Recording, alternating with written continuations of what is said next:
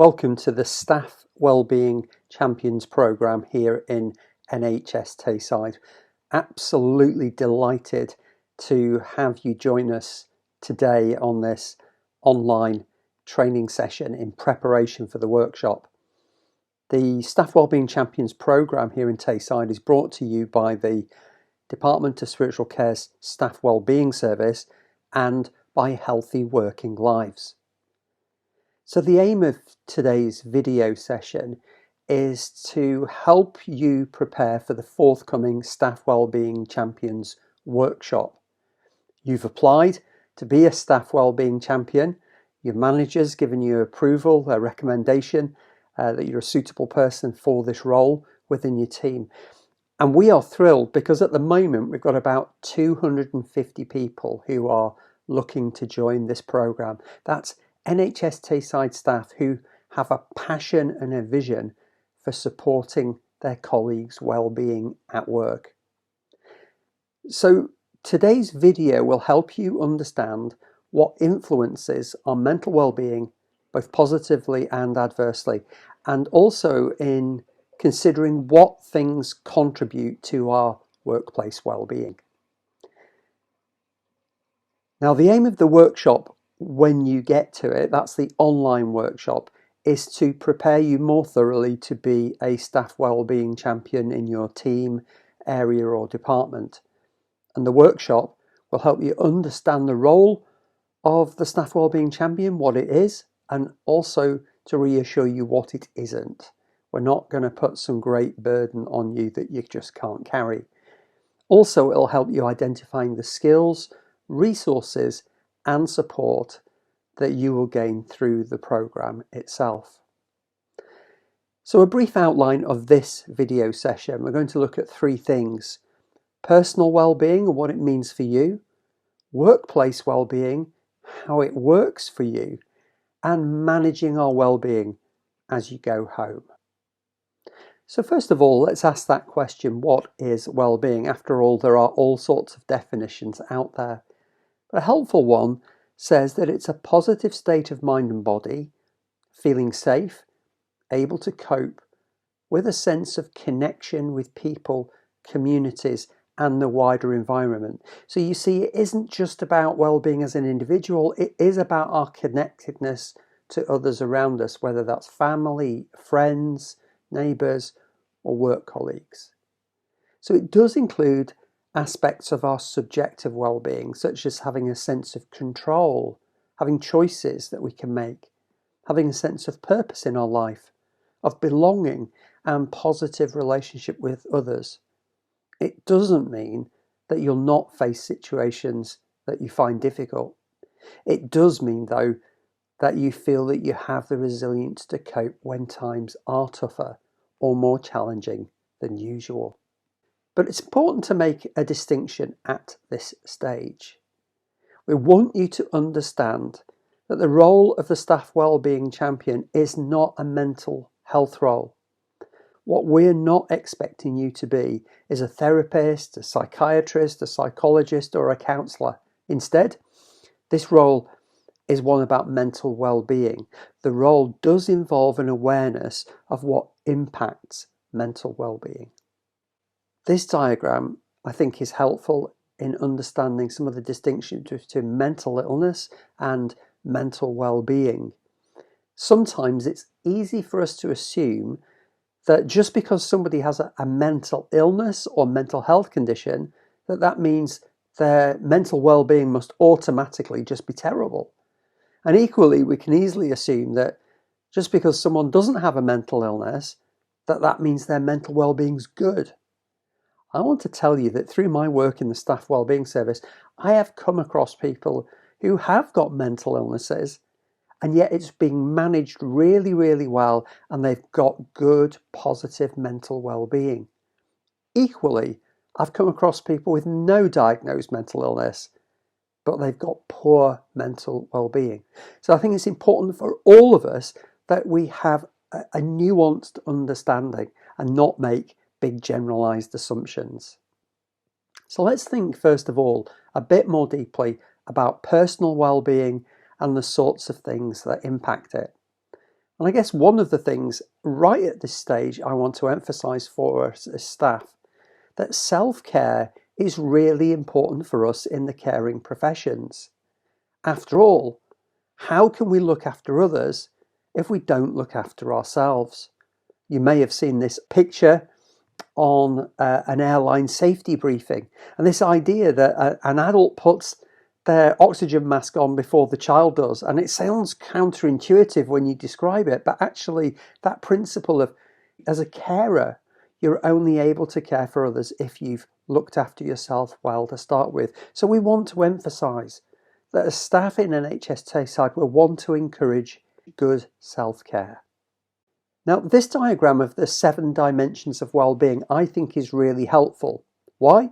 Well, because very often we put most emphasis on our emotional or psychological well-being and our physical well-being. In other words, we think, if our emotional or psychological health is good, our physical health is good, then that's all that really matters. But actually, there's a lot more to our well-being than just those 2 areas. Now, of course, we want to acknowledge that if you're emotionally or psychologically struggling, or if you've got a physical health condition, that your overall well-being is going to be impacted. But there's more to us than just those 2 areas. So let me just work through some of the others. Well, spiritual well-being. Now, given that I work for the Department of Spiritual Care in the Staff Wellbeing Service, it's perhaps not surprising that I would want to focus on spiritual well-being. But what do I mean by that? Well, first of all, I want to say that this isn't simply about religious beliefs, although it might be about that. There are plenty of people in the world who have a religious belief. But there's loads of us that don't have a religious belief. But spiritual well-being is about more than that. It's about our sense of place in the world, in the universe, the things that give us a sense of meaning and purpose to our lives. That spiritual well-being is about that big picture existential stuff. The 4th category here is occupational well-being, and I'm sure we've all come across situations where we've met folks that have had to have maybe an occupational health assessment, even if it's just for something as straightforward as a back problem. Getting the right desk, the right chair, the right monitor setup. I think we're all okay with that sort of thing. But occupational health and well-being covers way, way more than that. Anything about our work that impacts our health and well-being. Fifthly, there's that expansion into our relationships, social well-being. Now that can be with family or friends or neighbours, or it can be with our work colleagues as well. It's about our connectedness to other human beings, social well-being. 6th is our environmental well-being.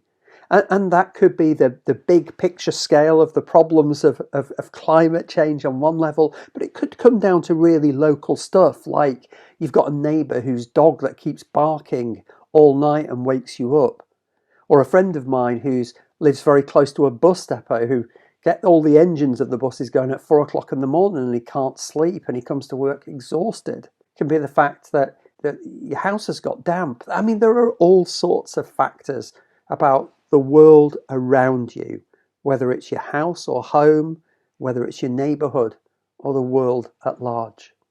All of these things have an impact on us. Finally here, developmental well-being. I have this saying, that living things grow. It's one of the key qualities of living things, that we grow. And as human beings, we have this innate desire to grow and to develop, to learn and to adapt. Many people are surprised to know that boredom can be a significant stress factor. In other words, when we feel stuck or trapped or in stasis, where we're not growing, where we're not developing, that has a negative impact on our well-being too. So these are just 7 areas, 7 dimensions that maybe give us a deeper, more profound understanding of what's encompassed within that whole idea of well-being. And that also means that there are 7 areas that staff can explore to see ways that they can better influence their own well-being too. Each one of those 7 areas is an opportunity to improve something or develop something, put something in place. Now at this stage in the video, I just want you to take a moment to ask yourself a couple of questions, and you might want to press the pause button on the video and make some notes here, because these questions are going to come up for conversation and discussion in our breakout rooms with other colleagues on the Staff Wellbeing Champion online training. So these are the two questions I want you to ask yourself. What does good mental well-being look like for you? So we're looking for your perspective here. And what do you do to look after your own well-being? Now, the answers that you come up with may well be different from those that somebody else comes up with, but that's absolutely fine. So take some moments just to pause and to make some notes, and then we'll carry on. You know, one of the biggest things that has an influence our well-being is the feeling that we have control over our lives, that we're free to make choices about the direction of our own lives. We call that idea autonomy, the power to make choices, to feel in control, and that can positively affect our well-being. Now the question is, we also need to think about what are the things that we can control and what can't we control. We actually need to be realistic and accept the things that we can't, but realize that things we can control are great opportunities. What are the things that we can influence? And you know, when somebody's struggling with their own well-being, helping them explore those questions and just to identify the things that they can control can be tremendously helpful. Sometimes people spend a huge amount of time worrying and fretting over things that they cannot change, whilst the real opportunity is focusing our energies on the things that we can control. So I think that's a helpful area for you to be aware of. The other side to this is that very often what we find is one of our coping mechanisms, especially to avoid being criticised or judged, is that we blame or we avoid and we make excuses. Blaming, avoiding and making excuses are ways that we sometimes try to protect ourselves when we're struggling. So when somebody's well-being is maybe really, really low, very often we'll find that they say, well, you know, there's nothing I can do about it. And when you try and come up with some examples of things they could do, they may avoid doing them or make excuses. I'm too tired, I haven't got any energy, or somebody else is in charge of that and there's nothing I can do. All of those coping mechanisms actually leave us feeling powerless and stuck and with less control over our lives. And it may be that somebody feels they need to do that because they just can't cope or face things. But the reality is, when we take responsibility for our lives and our choices, that's the time when we have an opportunity to improve our own well-being. Supporting somebody to get through those things and get to the place of taking control, of making choices, is tremendously important. So when we realise what we are responsible for and then use our power to make choices, the reality is we tend to feel freer and more in control of our lives, and our well-being is enhanced.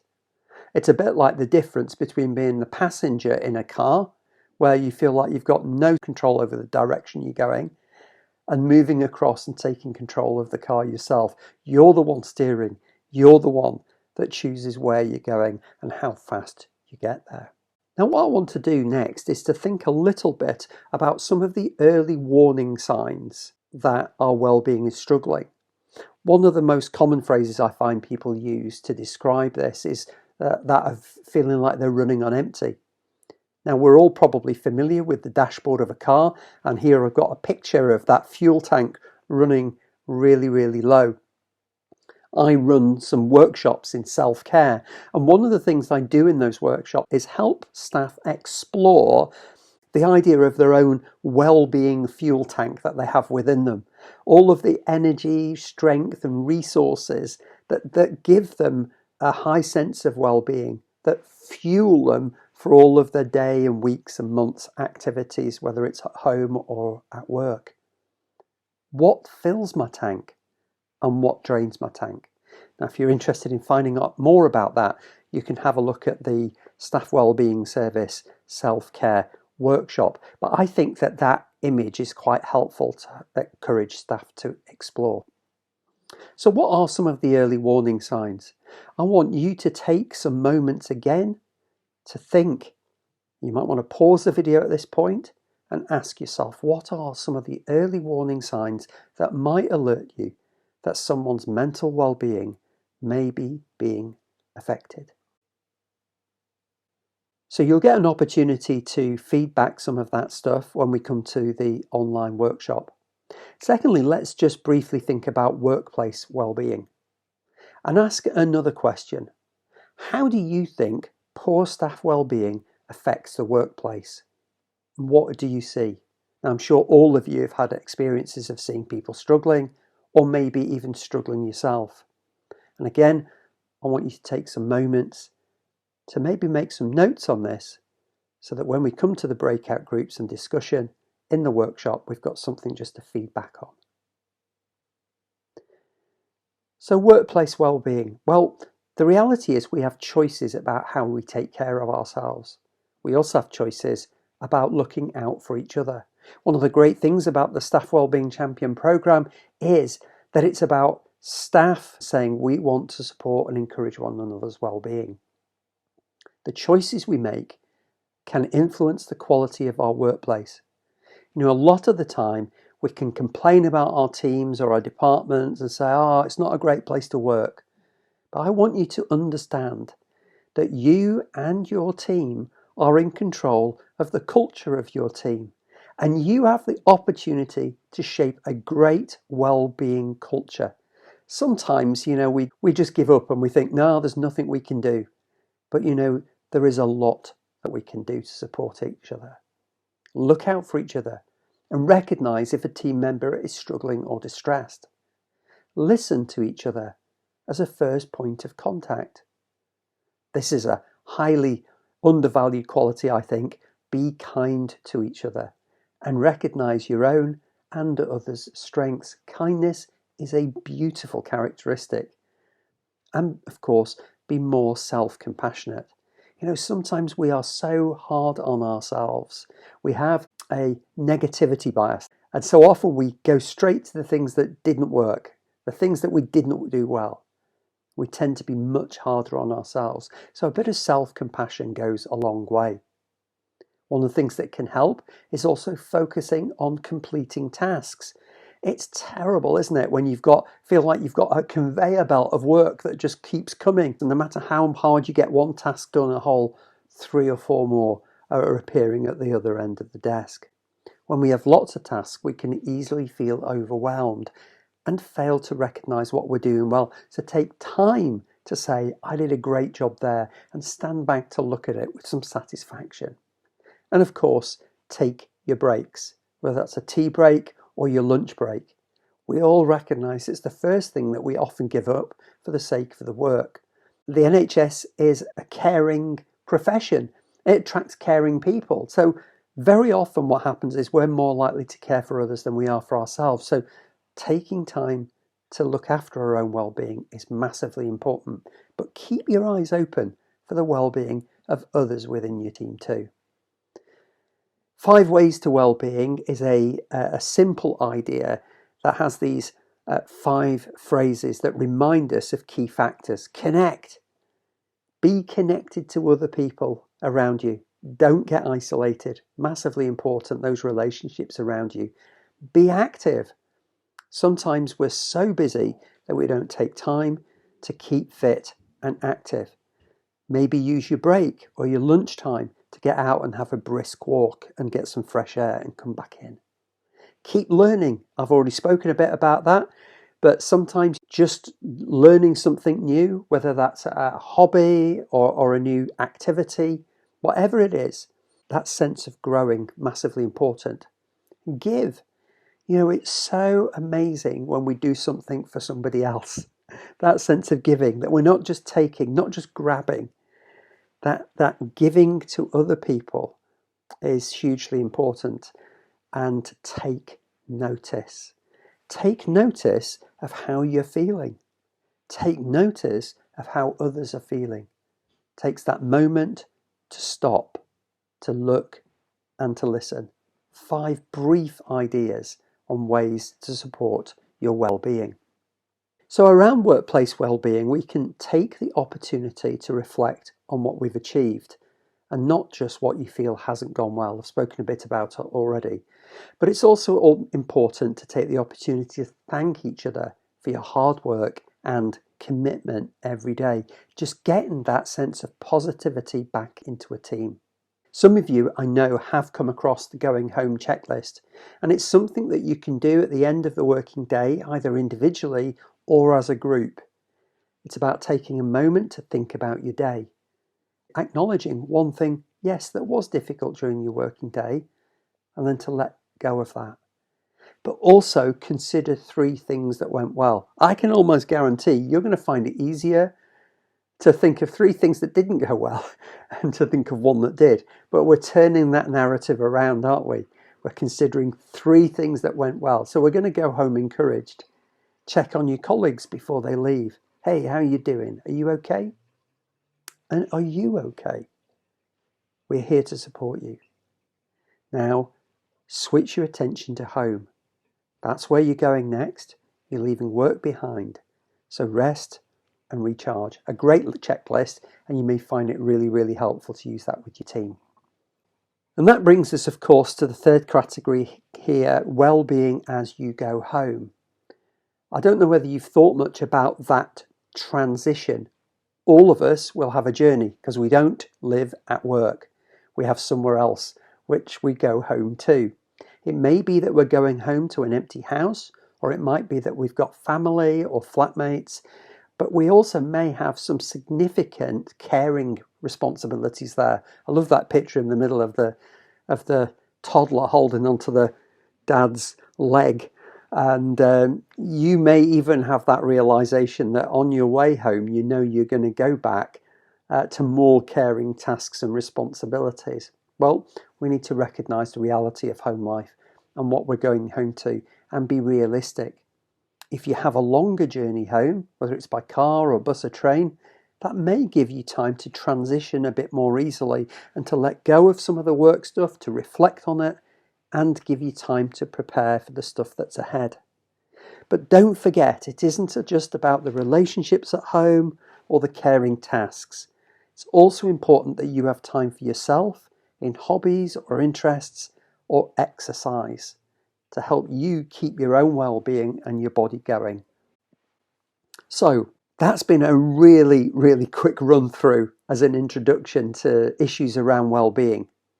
The reality is you may have even more questions, you may have ideas, there may be things that you want to feedback or to discuss. We're really looking forward to seeing soon at the Staff Wellbeing Champions Workshop, and you're going to get an opportunity to talk about this sort of stuff together. We really hope that this video has helped just stimulate your thinking to prepare you for the workshop.